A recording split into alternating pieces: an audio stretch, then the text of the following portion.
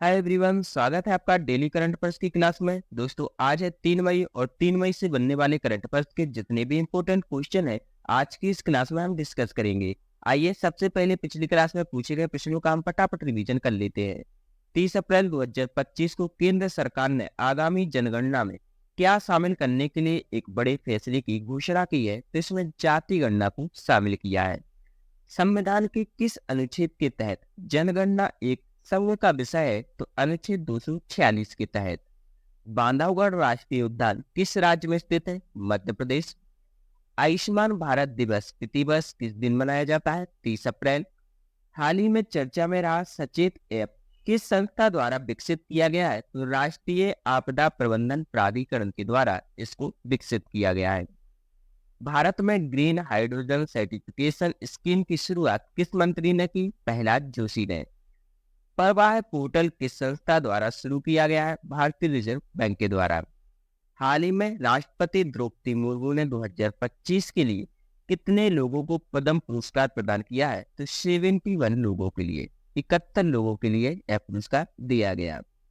हाल ही में भारत ने द्वितीय एशियाई योगासन खेल चैंपियनशिप में कितने स्वर्ण पदक जीते हैं? 83। हाल ही में डॉक्टर लक्ष्मी नारायण सुब्रमण्यम को किस क्षेत्र में योगदान के लिए पद्म विभूषण प्रदान किया गया? तो कला के क्षेत्र के लिए यह प्रदान किया गया। आइए दोस्तों, नजर डालते हैं आज के पहले प्रश्न पर। प्रति वर्ष मजदूर दिवस कब मनाया जाता है? तो आप सबको बता दें कि 1 मई को, कब? 1 मई को प्रति वर्ष मजदूर दिवस मनाया जाता है। तो यहाँ पर क्वेश्चन नंबर फर्स्ट का बी ऑप्शन सही रहेगा। मई 2025 में राजस्व विभाग के नए सचिव के रूप में किसे नियुक्त किया गया है? तो नियुक्त किया गया है अरविंद श्रीवास्तव को। यह है अरविंद श्रीवास्तव। ये जो है कर्नाटक कैडर के 1994 बैच के आईएएस अधिकारी हैं। इनको 1 मई 2025 को वित्त मंत्रालय के तहत राजस्व विभाग का सचिव नियुक्त किया गया है। यहाँ पर क्वेश्चन नंबर सेकंड का बी ऑप्शन सही रहेगा। शिलांग सिलचर ग्रीनफील्ड कॉरिडोर परियोजना किन दो राज्यों के बीच कनेक्टिविटी को बढ़ाने के लिए बनाई जा रही है? यह बनाई जा रही है मेघालय और असम को जोड़ने के लिए। यहाँ पर क्वेश्चन नंबर थर्ड का बी ऑप्शन सही रहेगा। बेप्स 2025 सम्मेलन कहाँ आयोजित किया गया था? तो यह आयोजित किया गया था जियो वर्ल्ड सेंटर मुंबई में। कहाँ पर? जियो वर्ल्ड सेंटर में बेप्स 2025 सम्मेलन आयोजित किया गया। इस सम्मेलन में प्रधानमंत्री मोदी जी ने भारत की सांस्कृतिक और रचनात्मक अर्थव्यवस्था की क्षमता पर जोर दिया। तो यहाँ पर क्वेश्चन नंबर 4 का सी ऑप्शन सही रहेगा। एयर मार्शल आशुतोष दीक्षित ने 1 मई 2025 को किस पद का कार्यभार संभाला है? ये कौन है? ये है एयर मार्शल आशुतोष दीक्षित। इन्होंने हाल ही में वायु सेना प्रमुख का कार्यभार संभाला है।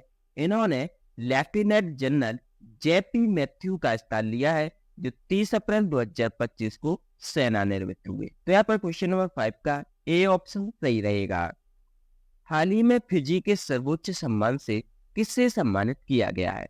तो सर्वोच्च सम्मान से सम्मानित किया गया है मधुसूदन साई को। यह मधुसूदन साई, इनको हाल ही में फिजी के सर्वोच्च सम्मान से सम्मानित किया गया। ये कौन है? मधुसूदन साई जी विश्व स्तर पर मान्यता प्राप्त मानवतावादी और आध्यात्मिक शिक्षक हैं, जो लगभग 30 से अधिक देशों में अपनी व्यापक सेवा परियोजनाओं के लिए जाने जाते हैं। 2012 से इन्होंने जरूरतमंद लोगों को मुफ्त में पोषण, शिक्षा और स्वास्थ्य सेवा प्रदान करके भारत और विदेशों के लाखों लोगों के जीवन पर महत्वपूर्ण प्रभाव डाला है। यहाँ पर क्वेश्चन नंबर 6 का सी ऑप्शन सही रहेगा। हाल ही में लापू लापू फिलिपोनो फेस्टिवल 2025 कहां पर आयोजित हुआ है? तो यह आयोजित किया गया है कनाडा में। कहां पर? कनाडा में यह आयोजन आयोजित किया गया। तो वहां पर क्वेश्चन नंबर 7 का सी ऑप्शन सही रहेगा। L&T फाइनेंस का ब्रांड एम्बेसडर निम्न में से किसे नियुक्त किया गया है? किसके ब्रांड एम्बेसडर बने हैं? नीरज चोपड़ा। कौन बने हैं? नीरज चोपड़ा को हाल ही में L&T फाइनेंस का ब्रांड एम्बेसडर नियुक्त किया गया। तो क्वेश्चन नंबर 8 का यहाँ पर सी ऑप्शन सही रहेगा। सिक्योर परियोजना किस देश की पहल है? तो यह जो पहल है यह है यूनाइटेड किंगडम की। सिक्योर परियोजना यूनाइटेड किंगडम की पहल है। इंग्लैंड के दक्षिणी तट पर सिक्योर नामक एक नई परियोजना शुरू की गई है। तो यहाँ पर जो ये पिक्चर देख रहे हैं यह एक गलत पिक्चर है जिस पर मैच नहीं होती इस क्वेश्चन पर, एक दूसरे क्वेश्चन की लग गई है। यहाँ पर लेकर क्वेश्चन नंबर 9 का डी ऑप्शन सही रहेगा। ई गवर्नेंस पर 28वें राष्ट्रीय सम्मेलन का आयोजन किस राज्य में किया जा रहा है? तो यह किया जा रहा है आंध्र प्रदेश में। यह जो सम्मेलन है 9 से 10 जून 2025 तक आंध्र प्रदेश के विशाखापट्टनम में आयोजित किया जाएगा।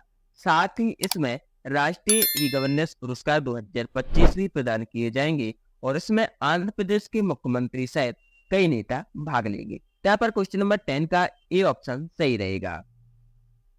इसी के साथ आज की क्लास समाप्त होती है। देखते हैं प्रीवियस क्लास का क्वेश्चन।